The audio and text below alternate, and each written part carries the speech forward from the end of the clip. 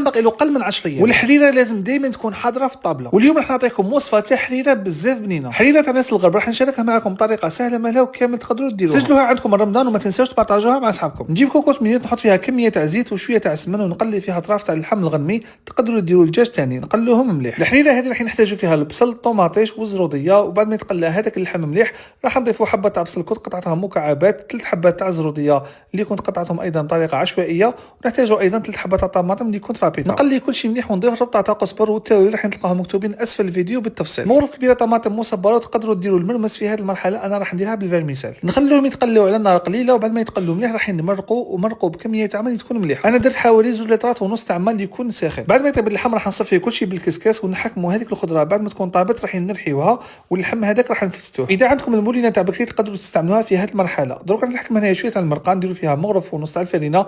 تقدروا ديروا 2 مغارف اذا حبيتوها تجي شويه خاطره. نديروا لها مغرف تاع توابل الخاصين بالحريره ونخلطوا كل شيء مليح. وهذه هي الخضره تاعنا كيما راكم تشوفوا بعد ما رحيناها. نحطوا المرق تاعنا على النار ونخلوه يغلي. نضيفوا عليه ديك الخضره اللي كنا رحيناها. نضيفوا ثاني كميه تاع حمص تقدروا ديروها تقدروا تستغناو عليها. ونضيفوا التدويره تاعنا اللي هي هذيك الفرينه مع لاصوص ونبقاو نخلطوا في هذه المرحله بلا ما نتوقفوا. ونجيبوا هذاك اللحم اللي كنا فتتناه نضيفوه ثاني وراح نستعمل الفيرميسال مع البركه فريمون ما يسقوش يطيبوا معكم ليه. راح نحط نص كاس فقط ونكملوا نخلطوه حتى يطيب معنا هذاك الفيرميسال. بالنسبه للقوام تاع الحريره اذا تحبوها تجيكم ثقيله اكثر تقدروا ديروا 2 مغارف تاع الفرينه في طعم ديروا مغرف ونص. وهذه هي الوصفه ما تنساوش تجربوها وتبارطاجوها.